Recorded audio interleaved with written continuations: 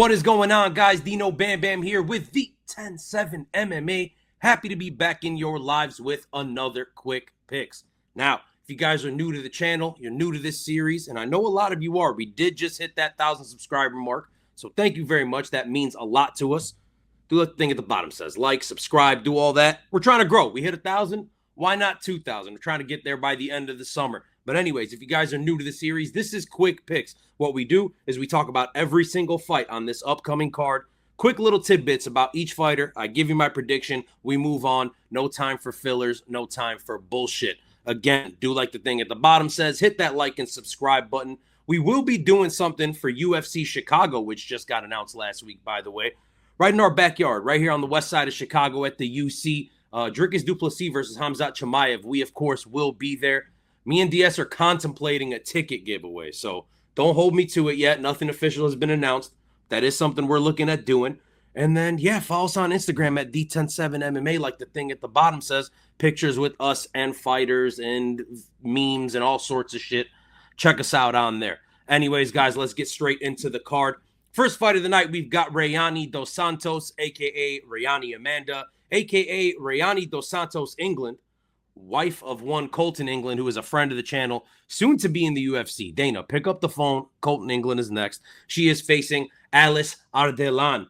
All right, guys, Rayani Dos Santos, she's the cleaner fighter in this one, right? More experience, better cardio, a grappling game that actually has some structure. She doesn't rush to anything. She gets on top. She has good control. Yes, she's not a super high-level finisher, but really, where are you seeing that at this level of women's MMA? She's taking on Alice Ardelan. Strong, scrappy, but just a super raw striker, right? Nothing refined at all. Her wrestling is definitely more about her strength. That is her strong suit, but it's more due to her power is what I'm saying.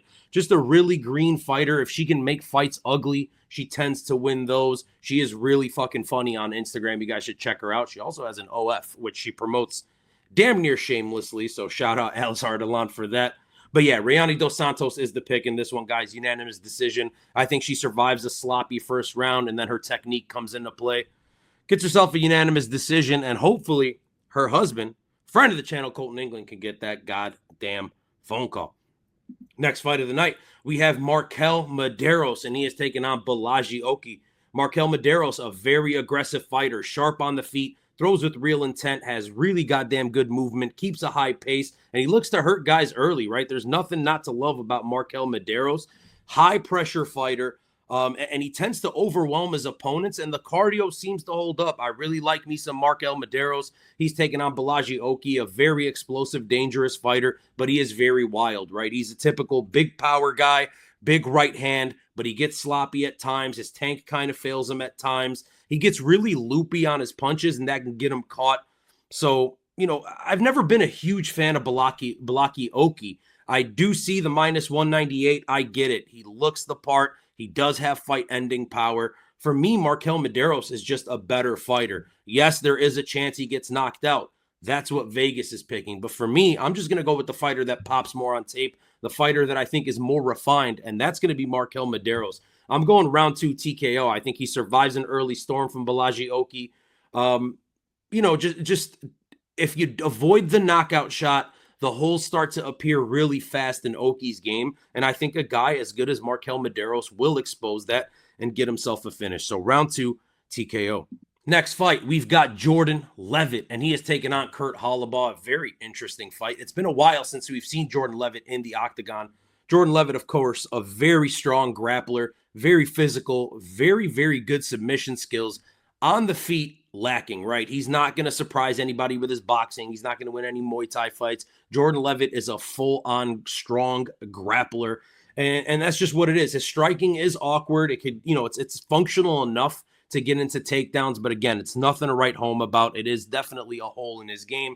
He's taking on Curt Hollah, a seasoned vet, a guy that's been here, a powerful, tough dude, hittable as hell, right? He's sloppy, he's kind of a dog, and he just gets by on his toughness. He's dangerous early, tends to fade late in fights if you can kind of survive that dogfight. And you know what? I think Jordan Levit will, right? That grappling, especially that clinch game of Jordan Levit is something serious, right? For all of it, you know, the fun that we have at Jordan Levit's expense. And he even does it as well, right? With the twerking, which he said he's going to stop doing. But all the fun all the fun we have at his expense, Jordan Levit is actually a very goddamn good, tough grappler.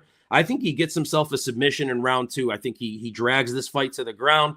Curt Hollah tired. He's a little bit beat up. Jordan Levit finds the neck. I'm going RNC. Once this fight hits the mat, it's Jordan Levit's world. So that is what I'm taking. Now, we move on to Oban Elliot versus Ramiz Brahimaj. Oban Elliot, a guy that I'm very interested in at this point, guys. I said it last time out. I was wrong on Oban Elliot. It was a guy that I was originally not impressed with, a guy that I thought was all hype, but holy shit did he prove me wrong. I mean, this guy has knockout power, he has finishing ability, and he has something that we don't talk about too much, especially these days in the UFC, and that's star power, right? He has that it factor, and it seems like if Oban Elliot can get himself on a nice little run here, 2 more finishes in a row, we're looking at a guy that is going to be, towards the top of this division, a guy that is going to have a huge name, a country behind him. So I'm really rooting for him in this one. Striking is awesome. The power is awesome. The grappling is solid as well. He's not flashy, but God damn it, he gets it done. He's taking on Ramiz Brahimaj. Just one facet to Ramiz Brahimaj's game, and that's the ground, right? All of his wins are by submission. He's strong. He's aggressive. He's going to chase submissions when he gets down to the ground. On the feet, he's hittable as hell. He's willing to go for it, which is saying more than a lot of guys that are just, submission grapplers, let's call them. He tends to find behind in fights, and therefore he starts chasing submissions, and that doesn't work out for him. Minus 600, free cheese, Oban Elliot. I really wouldn't be betting this one. There's not too much money to be made, but I think we are teetering on a big star here in Oban Elliot, and I'm rooting for him. I'm very confident that he gets this one done by finish. Now, we move on to Ketlen Vieira versus Macy Chiasson, a fight that is essentially a pick'em, right? Ketlen Vieira, methodical grappler, slow but very calculated, and when she gets on top, she's very heavy, hard to shake off. Most of her success is going to come from the control game, right? That's what she's looking to do. She's not really causing too much damage when she gets in these controlling positions, but she is wasting minutes. She is wasting time, and she is winning rounds. On the feet, she's going to throw single shots. Everything she does is designed to get the fight to the mat. Her tendency to kind of be slow, kind of lets rounds fade away from her when her game isn't working. So that's something I don't love about Ketlen Vieira. She's taken on Macy Chiasson, long-bodied, aggressive fighter, awkward in what seems like a good way.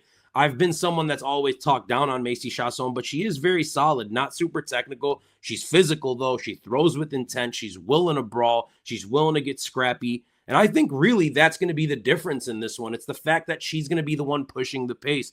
Ketlen Vieira at times, like I said, can fall behind, can be too slow to get into a fight. And I don't see that being the case for Macy Chiasson. I think she's going to be all aggression the entire time, and this fight will probably go the distance. And if that's the case, I'm going to go with the lady that I think is going to throw more volume. And in this one, I think that's going to be Macy Chiasson. Moving on. Allan Nascimento, and he is taking on Jafel Filho.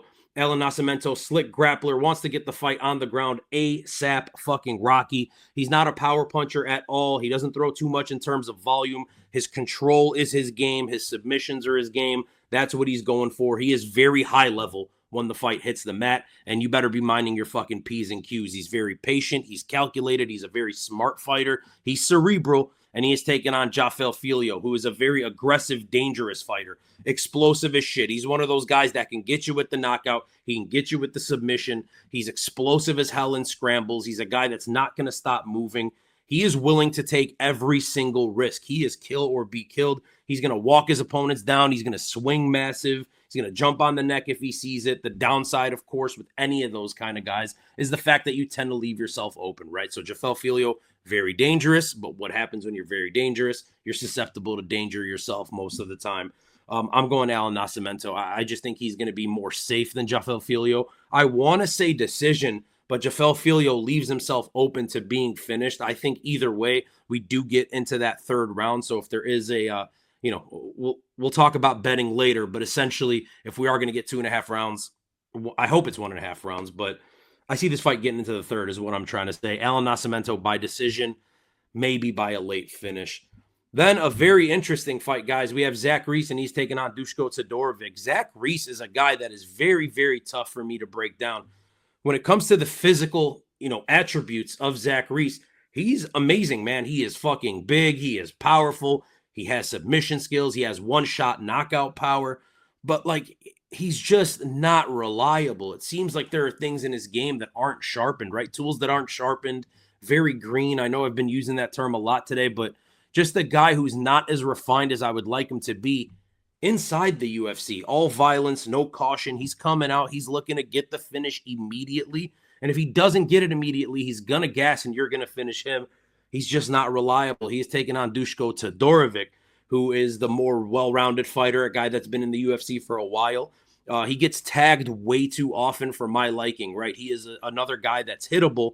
But against someone like Reese, if he can just clean that up a bit in that first round, survive 5 to 6 minutes, maybe, a minute or two into that second round, it really becomes a coin flip because the guy does have absolute dynamite in his hands. I get it. A lot of people are going Duško Todorović. I mean, I would love to. The official pick is going to be Zach Reese. I don't mind Duško Todorović as a betting piece, right? Throw some money on him on the money line, plus 230. Zach Reese, not very reliable. But again, I'm picking Zach Reese by knockout first round. Shit gets really, really dicey if we get into round 2 for him. I'll say that. He's very boom or bust. Next fight of the night, we've got the Hanyak, Dustin Jacoby. He is taking on Bruno Lopes. Guys, Dustin Jacoby should be being cornered this weekend by friend of the channel, Cody Brundage. So good luck to them. Dustin Jacoby, a veteran striker, right? Muay Thai guy, kickboxer. You know the deal. He's not going to rush. He doesn't get wild. Very technical. Trusts his technique. Trusts his power. He's sharp. He picks you apart from range. The kicks are nasty. The straight shots are nasty. He's tough to put away. He doesn't gas. There's nothing to not like about Dustin Jacoby, especially in the stand-up game. He's not flashy. He knows how to fight. He knows how to break guys down. He's taking on Bruno Lopes, a very explosive, aggressive finisher, a guy that is coming forward looking to brawl. He's looking to take the fight on his terms, whether he feels that's the need to take it to the ground or if he feels that he can knock you out standing. He's going to make sure he implements his game plan, and I do like that about Bruno Lopes. Again, another guy that's very hittable, right? So that's kind of the pattern we're seeing in this card. These aggressive fighters, yeah, it's great to be aggressive, but when you get overly aggressive, you kind of pay for it sometimes, and he's one of those guys. I'm going Dustin Jacoby. He's the cleaner fighter.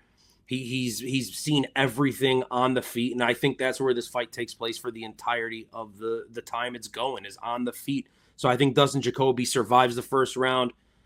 Starts really picking shit up in the second, wins the second. I'll go early round 3 TKO for Dustin Jacoby. Once he finds his timing and settles down, I think he's going to win this fight. Now, we move on to the next fight of the night, and it's Seok Hyun Ko. All right, I'm trying. We got Road to the fucking UFC starting tomorrow at 6 a.m., so I'll be checking that out. Got to get used to saying these names again. He is taking on Billy Ray Goff, 2 guys, 3 names each, so do with that what the fuck you want. Ko is a dog, guys. No doubt he's going to march forward. He's going to try to overwhelm fighters, straight pressure. His defense, again, shaky. We're staying with that same rhythm. He leaves himself open. He has a really big flaw in his game when he's blitzing forward. He has these little blitzes that he likes to go in on, and it's chin up in the air. Hands are just out, spread out wide, and I can see him absolutely getting cracked in one of those situations. If not in this fight, it will happen in the near future. That is a gaping hole. Pause. No diddy in his game, and he's got to get that shit fixed.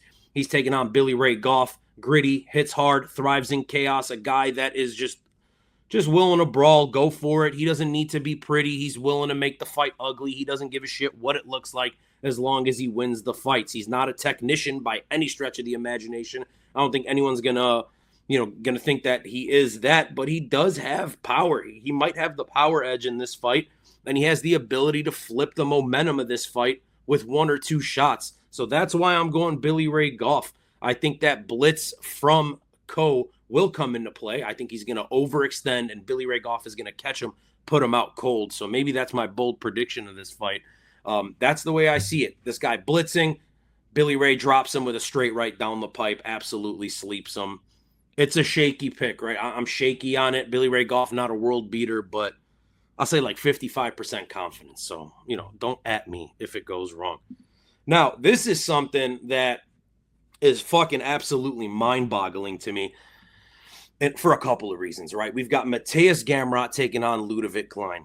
Number one, why the fuck is Mateusz Gamrot taking on Ľudovít Klein? What is that about? Mateusz Gamrot, a guy at the top of the rankings, a guy that is potentially one fight, maybe two fights away from a world title shot, versus a guy that's, I don't believe in the rankings in Ľudovít Klein. I get it. He's a good fighter. He's underrated. But nobody wants to fight Mateusz Gamrot. It looks like all of these guys in the rankings that are ahead of him see him as not a big enough name to fight backwards for. Then the guys that are close to him in the rankings, right behind him, don't want to fight him because he is a stylistic nightmare. I know he's been looking for a fight for a long time, and I guess this is the only one he could get. So, it is what it is. Second part of why I'm confused about this, the fucking Apex. We're really throwing Mateusz Gamrot in the Apex? What is that about? And then thirdly, he's a fucking co-main event to Erin Blanchfield and Maycee Barber, who we're going to get to in a second, which is also super goddamn disrespectful. Anyways, guys, Mateusz Gamrot, absolutely relentless grappler. He's going to shoot for the takedowns fucking nonstop. Lazy comparison, and I know we have the pay-per-view coming up next week, but he is like a lightweight Merab Dvalishvili, right? I get it. It's lazy. It's not a full-on comparison, but that you get the idea. He's going to shoot for takedowns non-fucking stop. He's going to chain shit together nonstop. If he doesn't get it, he won't be upset. He will not be deterred. He will continue to go for the takedowns. And I love that, I love that from Mateusz Gamrot. His cardio is awesome, always maintains it throughout the entirety of the fight, overwhelms the shit out of his opponents, similar to a Merab Dvalishvili. His striking defense, kind of shaky. His striking offense, okay. He can be picked apart by sharp counter strikers. He's got some okay power in the hands. He's taken on Ľudovít Klein, a dynamic striker with a background in boxing, utilizes his powerful kicks, guys, great punches, great power, explosive combinations, a very sharp striker. So it's kind of the yin to the yang, right? It's that matchup that I was talking about with Mateusz Gamrot. I keep wanting to say Mateusz Rebecki, but he's the opposite, right? And sharp counter strikers are the kind of people that could beat Mateusz Gamrot. So that's why these lines are so goddamn close. Minus 162 to plus 136. Honestly, I thought, before this fight, when I was thinking about it and putting down my notes and all this kind of stuff, I thought Mateusz Gamrot minus 300. So this is really surprising. But on second thought, I do get it. I am still picking Mateusz Gamrot for the sake of it. I think he's going to win this fight with a relentless pace. His grappling is going to be nonstop. I think he'll avoid the big shot. However, if Ľudovít Klein does win this fight, holy shit, what a fucking come up for this guy. Goes out there, beats a, top whatever ranked guy, and he's looking at a huge name for his next fight. He's entered the top 10 at lightweight, so that would be huge for him. But again, I'm going Mateusz Gamrot by decision. I don't love the matchup.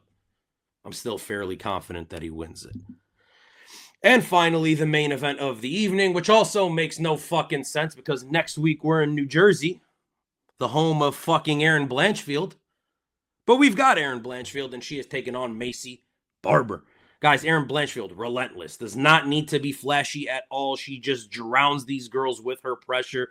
Great clinch game, great takedowns, great top control, great submissions. When she gets on top, she's going to be busy as hell. She's going to stay heavy as hell. She's sticky. She wins rounds. The striking is not great, but honestly, there has not been, really much of a need for the striking. I know she lost against French girl, name escaping me, that just lost for the title. But either way, guys, Erin Blanchfield has been a fucking buzzsaw. And I want to say 2 years ago, when we were doing one of our shows about state of the divisions or maybe prospects to look forward to, I remember DS saying this girl will be a future champion, and I still do believe that is in the cards for Erin Blanchfield.